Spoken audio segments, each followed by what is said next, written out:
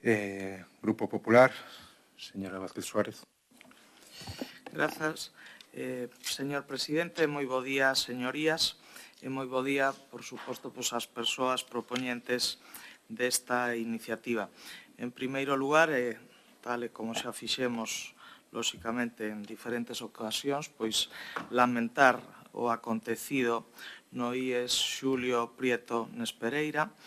Como saben todos e todas vostedes, hai unha investigación xudicial en marcha coa que, como non pode ser de outro xeito, a Xunta de Galicia colaborou en todo momento e, polo tanto, entendemos que en todo o que teña que ver con esta cuestión, pois debemos de ser extremadamente prudentes.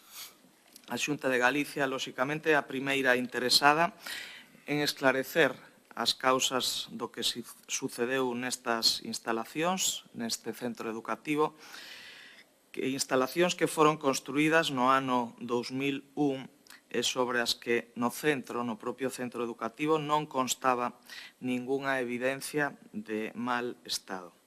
En segundo lugar, tamén me gustaría lembrar que a seguridade nos centros educativos está regulada por unha ampla normativa. Normativa ampla, pois, tanto a nivel estatal como a nivel autonómico.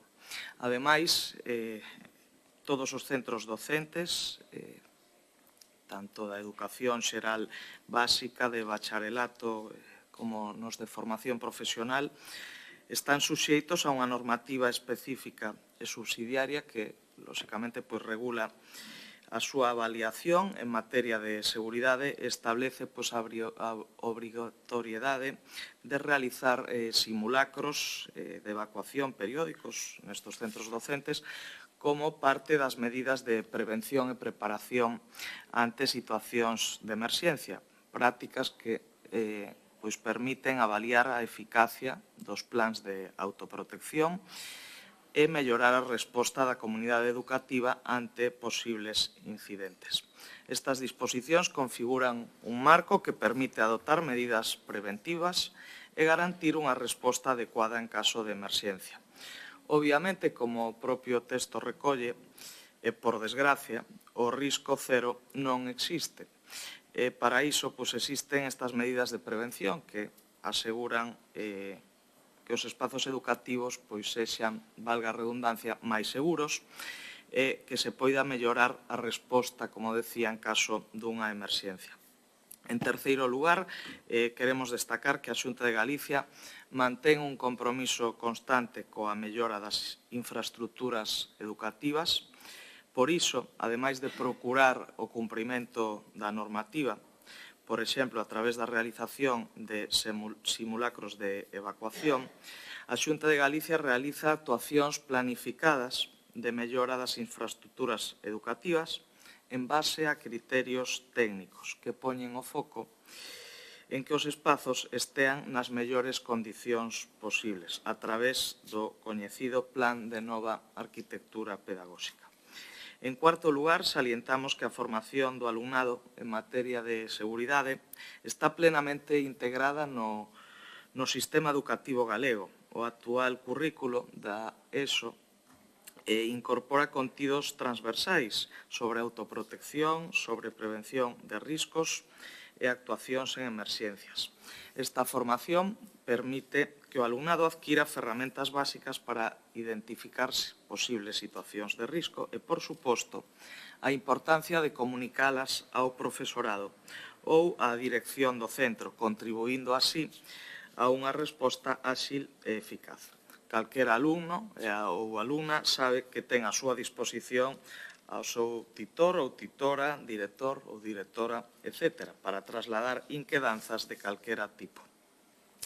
En calquera caso, estamos en desacordo en que o alumnado deba asumir funcións que lle corresponden ao persoal técnico, tal e como se formula na exposición de motivos.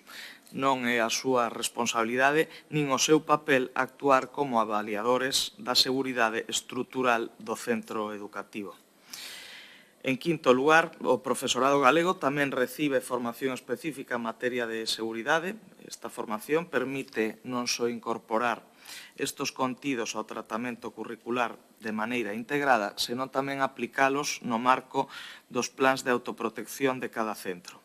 E a isto súmanse accións complementarias, como, por exemplo, os simulacros, programas de educación para emerxencias ou a iniciativa RCP na aula. E, por último, hai que ter en conta que nos centros, ademais do profesorado, da propia dirección do centro, etc., hai persoal específico que tamén se encarga do mantemento dos propios centros educativos, como poden ser os conserxes e os vedeis, que xogan, evidentemente, un papel moi importante nesta materia.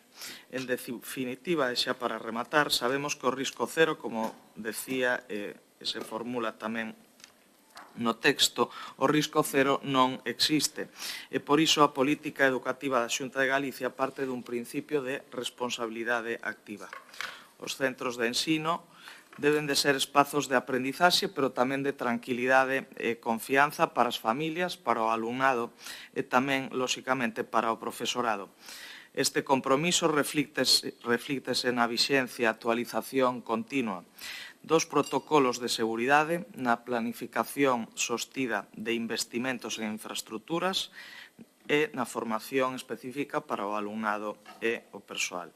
O obxectivo último de todas as actuacións é garantir que os centros educativos de Galicia estean coidados, atendidos e preparados para afrontar calquera eventualidade coas máximas garantías posibles. Máis nada e moitas gracias. Moitas gracias, señora Vázquez. Pois para pechar o debate, turno dos socialistas, señora Valde.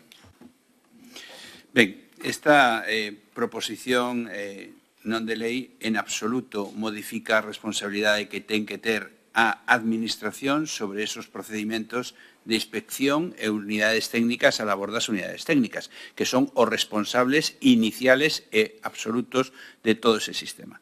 O que se trata é de que sencillamente se poña en riba da mesa, a través de unha modificación do propio calendario escolar, a necesidade de que se faga actividades vinculadas a esas cuestións, que non sustituyen absolutamente a ninguna. Por suposto que o risco cero non existe. Eu non que me quería centrar no lamentable caso de Ourense, porque, como decía, ese está baixo investigación, pero debemos de aprender do que pasou.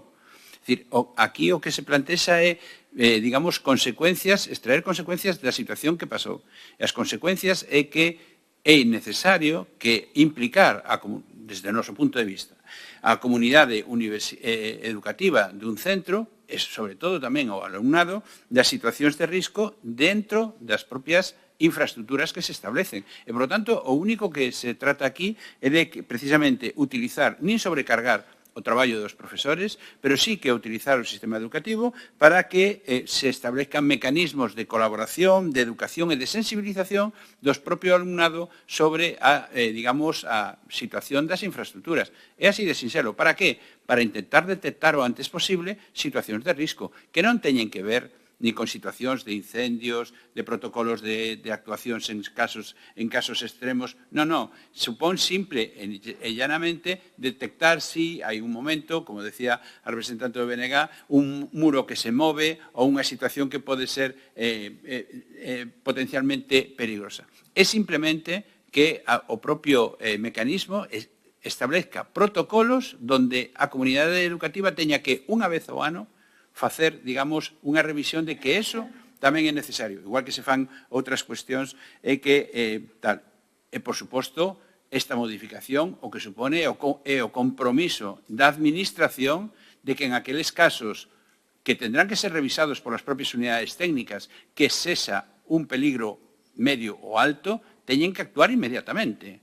Por lo tanto, non se pide que os alumnos e o profesorado faga un dictamen de cale o risco. Non. Se trata de que alerten de que existe ese risco. E a continuación, a partir dese informe que aparezca no Consello Escolar ou en calquer momento, porque eso non significa que solamente se poda facer no momento do Consello Escolar. Si en unha actividade ou un momento determinado se detecta, pois se tendrá que actuar. E no momento que está eso na memoria, a Administración ten a obriga de facer a valoración desa situación, a valoración dese risco e tomar as medidas correctoras. Eso en absoluto rebaixa a responsabilidade que ten que ter a propia Administración, que, como decía antes, é a responsable última. O que se trata simplemente é de garantizar que non volva a pasar o que pasou en Ourense. Non estamos analizando esa situación, senón aprendendo desa situación. A Consellería faría ben en intentar tomar medidas, porque despois, na situación en que pasa, pois, lamentablemente, nos temos que tirar da cabeza cando xa a situación sea irreversible. Por tanto, aquí o que se trata é de ter mecanismos dentro da propia comunidade para que, simplemente, de unha forma rutinaria, se establezcan esta relación e esta preocupación por esa situación. Despois, a Administración educativa ten que ser a que teña a responsabilidade de poñer, digamos, solución a esas situacións. Moitas gracias. Gracias, señora Balde. Como todos sabemos, a 2-2 foi